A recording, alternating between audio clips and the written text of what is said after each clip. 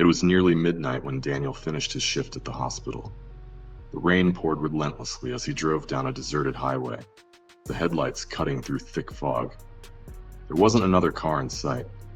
Just as he approached an old bus stop, he noticed a young woman standing alone under a broken streetlight. She wore a long gray coat, and despite the freezing rain, she wasn't holding an umbrella. Daniel slowed down.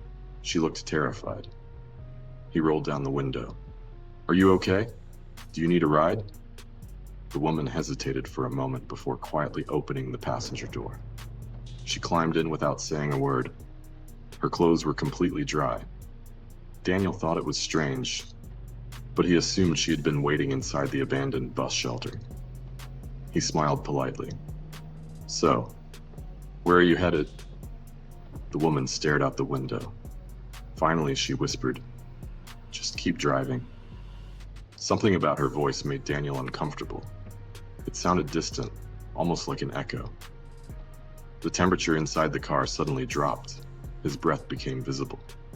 The radio filled with loud static before shutting off completely. Daniel glanced toward the passenger seat. The woman was still staring outside, without blinking. Trying to break the silence, Daniel asked, "What's your name?" She slowly turned toward him. "My name doesn't matter anymore." Daniel forced a nervous laugh. "What do you mean?" She ignored the question. Instead, she asked, "Do you know what happened on this road 5 years ago?" Daniel shook his head. "No." Her eyes remained fixed on him. "A bus crashed here. It happened just after midnight. 23 people died." Daniel felt a chill run through his body. He had never heard about any accident. Before he could ask another question, the GPS suddenly turned black. A single sentence appeared on the screen. "Turn back."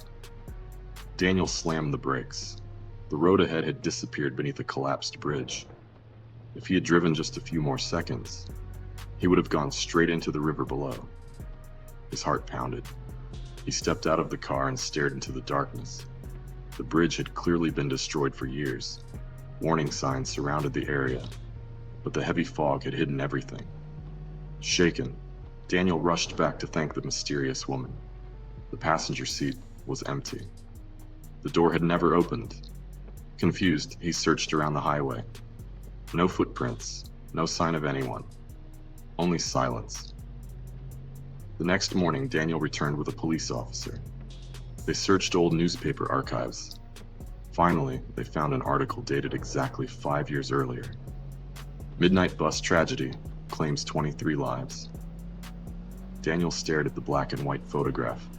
His blood froze. Standing in the front row was the same young woman. The exact same gray coat. The exact same face. The article listed every victim. Her name had been among the dead. Daniel couldn't believe it. He drove home in complete silence. That night, he couldn't sleep.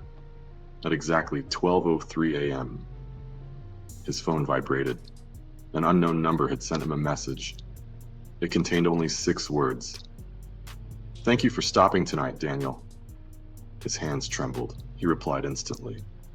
"Who are you?" No answer. Just another message. "Next time, don't stop." The screen suddenly went black. The message disappeared forever. Daniel never drove that highway again, but every year, on the anniversary of the crash, drivers still report seeing a young woman standing beneath the broken streetlight, waiting for someone kind enough to stop.